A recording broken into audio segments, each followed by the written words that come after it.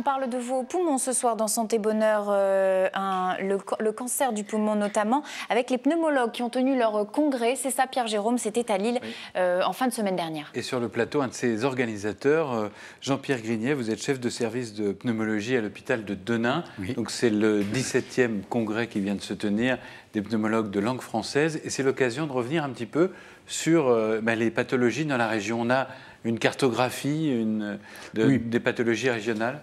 On a le triste privilège d'avoir un pourcentage de cancer de 20% plus important que celui de la France. On a le triste privilège d'avoir dans la symptomatologie de la bronchopneumopathie chronique obstructive, c'est-à-dire cette fameuse cigarettose ou bronchite chronique dont on parlait auparavant. On a le privilège d'en avoir un peu plus qu'ailleurs, pas seulement pour la cigarette d'ailleurs, qui représente 75%, mais aussi pour les expositions professionnelles et la pollution.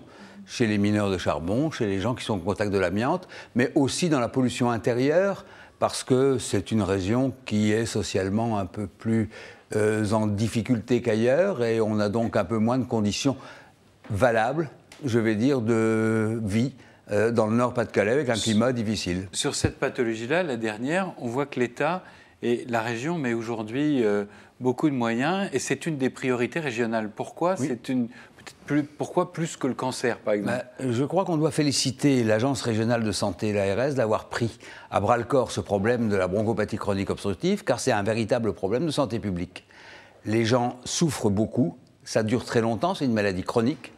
On a peu de moyens en dehors de l'arrêt de la cigarette, en dehors de l'assainissement, je vais dire, de l'environnement, en dehors également de la rééducation, de la réhabilitation respiratoire. Mais si nous sommes convaincus, si les agences régionales de santé sont convaincues, il nous faut encore maintenant convaincre la sécurité sociale de prendre en charge. C'est-à-dire que vous avez 3 centres. La réhabilitation, c'est ce qu'on peut faire avant pour mieux respirer, ce qu'on peut faire après le diagnostic. Et on n'a que 3 centres pour la région, c'est ça? Oui, il y a un centre à côté de Lille, ici à Los, il y a un centre à Lequesnoy, dans l'Avesnois, et il y a un centre au niveau de la côte d'Opale, à Berck et dans le pays de Montreuil.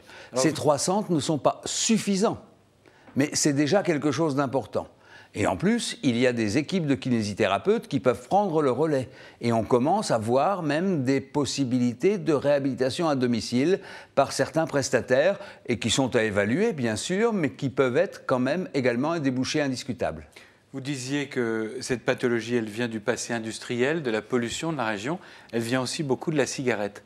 Votre congrès a été l'occasion de se pencher sur un nouveau produit qui est la cigarette électronique. On voit maintenant des boutiques s'ouvrir pour vendre des cigarettes électroniques. Que pensent les pneumologues de cette cigarette électronique?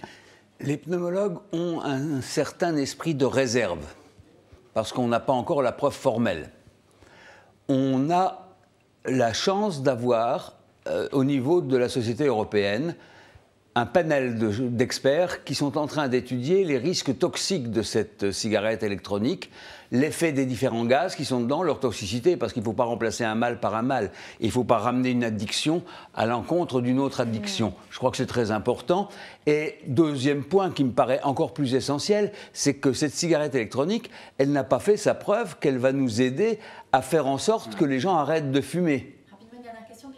Oui, juste la dernière question, c'est le premier truc, c'est pas commencer, quoi.